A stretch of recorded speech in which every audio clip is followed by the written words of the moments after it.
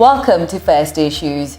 We have previously discussed issues around financial management that may lead to financial duress and ultimately health issues.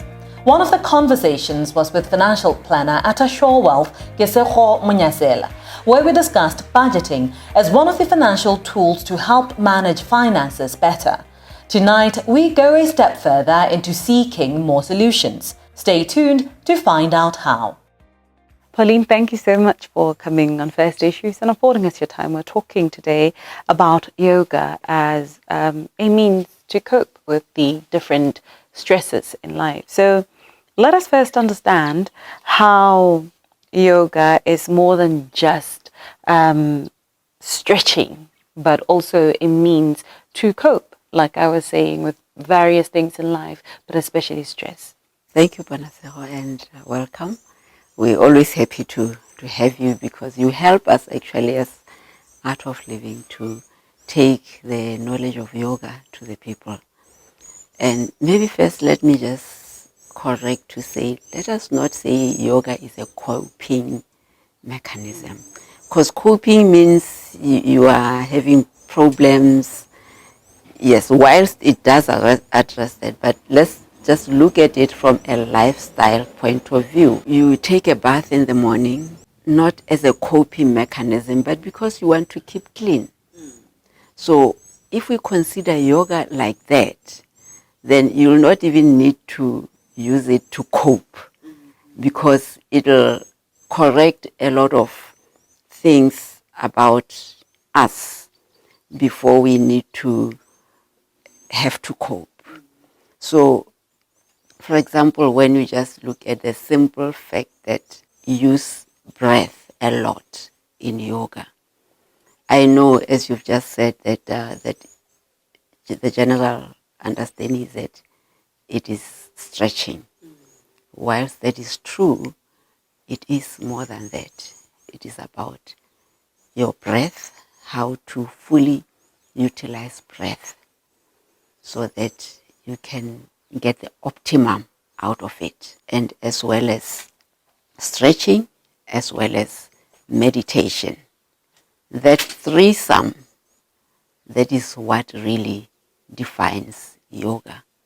So when we start paying attention, just for starters, to our breath, just appreciating that breath is more than just, keeping alive. Paying attention, learning the right techniques that we can use to just have a good, happy life. And this helps in a way that, like when it's raining, you use a raincoat so that you don't get wet. But if you get wet, then you'll have to deal with wet clothes and, and even a cold for that matter. So yoga is like that. When you do it regularly, it prevents a lot of unwanted or undesired, whether ailments or behaviors or things like that. So yes, yoga is a lifestyle. Well, there are a few techniques that are targeted at stress relief in yoga. Do you care to share them with us and why they are so effective? Yes, definitely. When you look at a baby, when they are born, how they breathe. When they breathe in, the tummy goes out. When they breathe out, the tummy goes in. A baby is the first point of contact with yoga. So we can see that yoga is so natural to us. But because we don't pay attention to these things, we now have to learn them later. So breath, when we pay attention to the fact that natural breathing, when you breathe in, the tummy goes out. When you breathe out, the tummy comes back in. That in yoga we call yogic breath. And then with awareness, you then expand the tummy, you expand the chest and even the upper lungs when you breathe in to take in a lot more oxygen. So this essentially we expand the lung capacity, because in breath itself we can detox our system with breath. But if our lung capacity is not fully utilized, like generally we don't fully utilize it, we only use about 30%. So the more we expand our lung capacity, the better we are able to detox.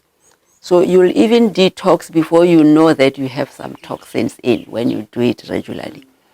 And 90% and even more of our toxins are released through breath. So the more we learn the technique, and just the basic one, let's just keep to that basic one of full yogic breath, that even for our viewers right now, if they just practice that consciously, when you breathe in, push out the tummy, expand the chest, and let the breath go up. And then when you breathe out, collapse the shoulders, the chest, and the tummy. And you do that for about 10 breaths. Ideally, maybe just lying down so that you are fully relaxed. Just doing that on its own, you'll feel that full relaxation at a very, very minimal. So, yes, breath is just our goal, really. Well, for it to actually be effective and help one cope with their everyday life, what are those things that one must consider if they are to successfully embark on this journey of practicing yoga? I think that's a very good question, because generally people tend to think that, no, I'm not flexible, I cannot do yoga. You really don't need to consider anything. You just do it. Sometimes people say, no, I'm in a situation, I just need to, sort it out. You really don't.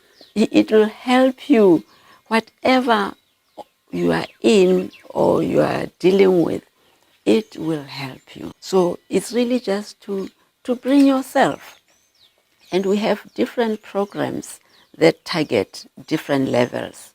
We have a program for children, and it would be so ideal to teach yoga in schools. It would be the best, really, because when you get them from that age, you'll find that all these problems that we all cry about our youth, about our young ones, they will drastically reduce.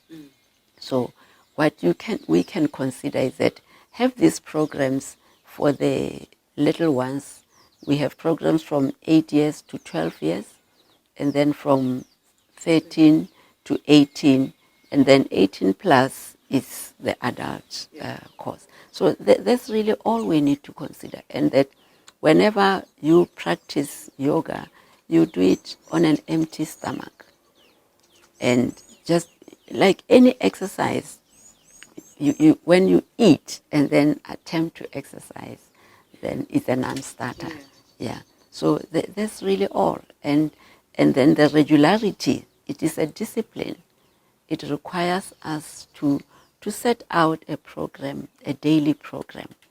The founder of Art of Living usually say, just like we brush our teeth every day, that is the level of discipline we need to adopt in yoga. Just to say minimum 30 minutes every day, have it in your program. And, about 2-3 weeks ago, in one of our public programs, one participant said, I'm just puzzled as to why we are not teaching this in schools, because it is so good. And if we can address from a young age, then a lot can be addressed and avoided, actually.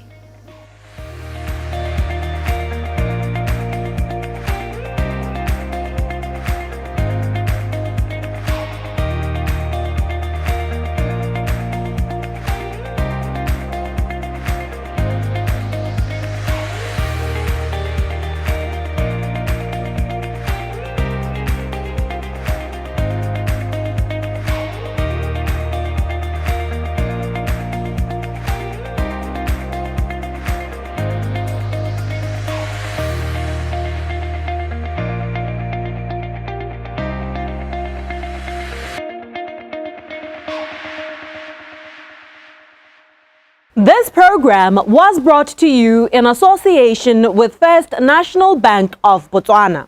FNB, how can we help you?